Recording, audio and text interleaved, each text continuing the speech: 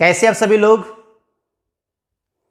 मैं बलवंत कुमार, आप सभी को आपकी YouTube channel back to Gurukul में तहे दिल से स्वागत है। आज सबसे पहले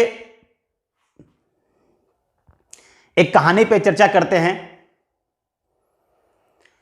यह कहानी उन छात्रों के लिए है जो बार बार गलती करके सॉरी मांग लेते हैं और उन्हें यह लगता है कि गलती करने के बाद सॉरी मांग लेंगे तो मेरा क्या हो बिगड़ जाएगा। तो मैं एक कहानी के माध्यम से उन छात्रों को यह बताना चाहता हूं कि गलती तो गलती होती है और गलती का प्रायश्चित होता है। सॉरी कहने से कुछ नहीं हो सकता। तो चलिए चर्चा करते हैं। एक लड़का था जिनके पिता एक दिन उसे अपने पास बुलाया और बोला कि तुम इतनी गलती क्यों करते हो। तो उनके बेटे ने जवाब दिया, मैं क्या करूं पिताजी, मुझे बहुत अधिक गुस्सा आता है और गुस्सा के कारण मुझसे बार बार गलती हो जाती है। तो उनके पिता ने एक थैले में उसे कुछ कील दिए और पिता ने कहा कि जब तुम्हें बहुत अधिक गुस्सा आए तो एक कील को किसी दीवार में ठोक देना और तुम्हें जितनी बार गुस्सा आए उतना ही कील को ठोक देना। तो उसके बेटे ने अगले दिन से वही करने लगा। पहला दिन बहुत अधिक गुस्सा आया, वो उतना ही कील ठोका। दूसरे दिन गुस्से की संख्या कुछ कम हुई तो उस दिन कुछ कम कील ठुकाया और धीरे धीरे क्या हुआ, एक दिन ऐसा समय आया कि उनका गुस्सा करना धीरे धीरे बंद हो गया। तो वो अपने पिता के पास गया। अब बोला, पिताजी अब मुझे गुस्सा नहीं आता है। तो पिताजी ने कहा, एक काम करो, अब उस कील को आप एक एक करके निकालो और इस थैले में ही रखो और जब सारा कील निकल जाएगा तब तुम मेरे पास आना। अगले दिन से इनका बेटा इसी काम को करने लगा और एक ऐसा समय आया कि जब दीवार से पूरा कील निकल गया तो वह कील के थैले को लेकर अपने पिता के पास आया और पिताजी को कहता है कि पिताजी मैंने सारा कील निकाल लिया, अब मुझे गुस्सा भी आना बंद हो गया, अब बताइए मैं क्या करूं। तो उन्होंने अपने बेटे का हाथ पकड़ के उस दीवार के पास ले गया जहां उनके बेटे ने कील ठोकी हुई थी। तो पिता ने कहा, तुम इस दीवार को देखो, इसमें छिद्र हो गए हैं, मैं इसे सीमेंट या पेंट कुछ भी कर दूं पर यह दाग कभी खत्म नहीं होगा। तो उनके पुत्र ने अपने पिता का संदेश को समझ गया और उन्होंने अपने पिता से एक वचन दिया कि मैं हमेशा कोशिश करूंगा कि दूसरे को मेरे द्वारा कभी दुख ना पहुंचे।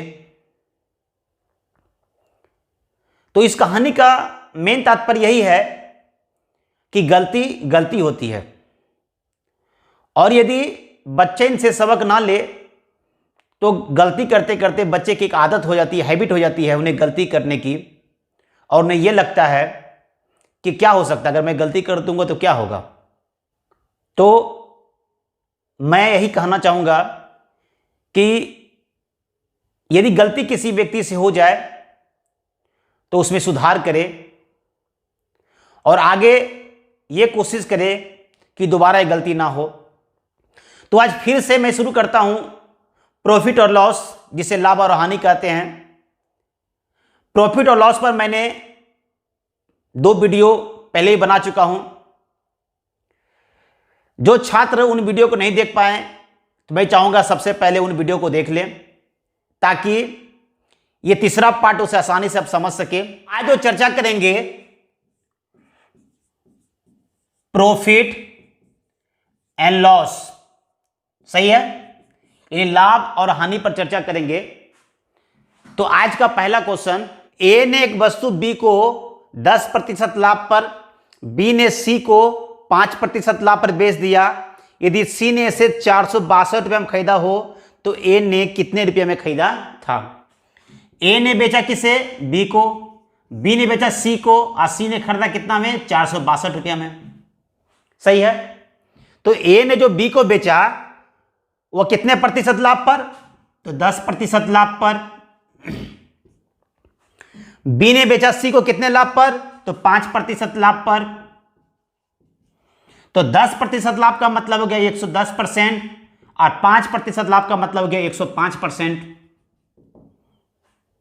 सही है। कोई दिक्कत किसी को? तो यहां पे क्या हो गया? तो 105% के बदले कितना है? 462 है। तो 462 गुना 100/105 अगुने, फिर ये जो दाम है वो कितना परसेंट है? 110% है। तो 100/110%। कोई दिक्कत किसी को? तो देखिए यहां पे 0 और 0 कैंसिल, 5 से कट जाएगा 21 बार में, और 5 से कट जाएगा कितने बार में? 20 बार में। 11 से देखते कटा देते हैं, 11 चौके 44, 11 दूनी 22, 21 दूनी 42, तो हो गया 20 दूनी 40 गुना 10 यानी 400 रुपया। यानी उस वस्तु को जो ए ने खरीदा था कितने में? 400 रुपया में खरीदा था। कोई दिक्कत किसी को? नेक्स्ट क्वेश्चन देखते हैं। नेक्स्ट क्वेश्चन है, ए ने एक वस्तु बी को 5% लाभ पर, बी ने सी को 10% लाभ पर बेच दिया। यदि सी ने इसे 310 रुपये में खरीदा है तो ए ने उसे कितने रुपये में खरीदा था? सेम क्वेश्चन है, देखते कैसे बनाते हैं। तो सबसे पहला कि ए ने बेचा किसे? बी को, कितना प्रतिशत लाभ पर? 5% लाभ पर। फिर बी ने बेचा सी को कितने लाभ पर? तो 10% लाभ पर। और कह रहा है कि सी ने खरीदा कितना में? तो 310 रुपया में, तो 310 रुपया। कोई दिक्कत किसी को? अब कहानी यह है कि 5% लाभ का मतलब होता है 105% और 10% लाभ का मतलब होता है 110%, सही है। बी ने कितने में बेचा? 110% में, और वह दाम कितना है? 310 रुपया। तो 310 रुपया जो है वह कितना परसेंट है? 110%, यानी 100/110। और फिर ए के लिए कितना है? 105% है, तो 100/105। कोई दिक्कत किसी को? तो 1 0 1 0 यहां से कैंसिल, सही है। 5 से कटा दिया जाए 21 बार में, और 5 से कटा दिया जाए तो 20 बार में, सही है। 11 से कटा दिया जाए, 11 दूनी 22, 11 के 11, और इस 21 को कटा दिया जाए, यानी वस्तु का जो मूल्य है वो कितना है? तो 2000 रुपया। यानी ए ने जो है उस वस्तु को कितने में खरीदा था? तो 2000 रुपये में खरीदा था। कोई दिक्कत किसी को? मैं जो बताना चाह रहा हूं आप लोग समझ चुके। नेक्स्ट क्वेश्चन देखते हैं। नेक्स्ट क्वेश्चन देखते हैं, एक व्यक्ति ने 19,500 रुपये में 2 घोड़े खरीदे, एक को 20% हानि पर और दूसरे को 15% लाभ पर, परंतु दोनों का विक्रय मूल्य एक समान हो तो प्रत्येक का क्रय मूल्य ज्ञात करें। बात समझ गए? क्वेश्चन ये कर रहा है कि 19,500 में कितने घोड़े खरीदे? 2 घोड़े खरीदे। एक को वह बेचा कितना पे? 20% हानि पर, और दूसरे को बेचा कितना पे? 15% लाभ पर। यानी 20% हानि पे जो इसका विक्रय मूल्य हो गया कितना हो गया? 80 रुपया, और 15% लाभ पर जो दूसरे घोड़े का विक्रय मूल्य कितना हो गया? तो 115 रुपया, सही है। यानी कहने का यह मतलब हुआ कि एक घोड़े का जो एसपी हो गया 80 रुपया, और दूसरे घोड़े का क्या एसपी कितना हो गया? 115 रुपया। कोई दिक्कत यहां तक? क्वेश्चन ये कर रहा है कि दोनों का विक्रय मूल्य क्या है? एक समान। तो विक्रय मूल्य एक समान कहने का यह मतलब हुआ कि पहले घोड़े को जो 20% हानि पर यानी 80% जो है, और दूसरे घोड़े में 15% लाभ यानी 115% जो है, इस स्थिति में दोनों का विक्रय मूल्य क्या है? एक समान है।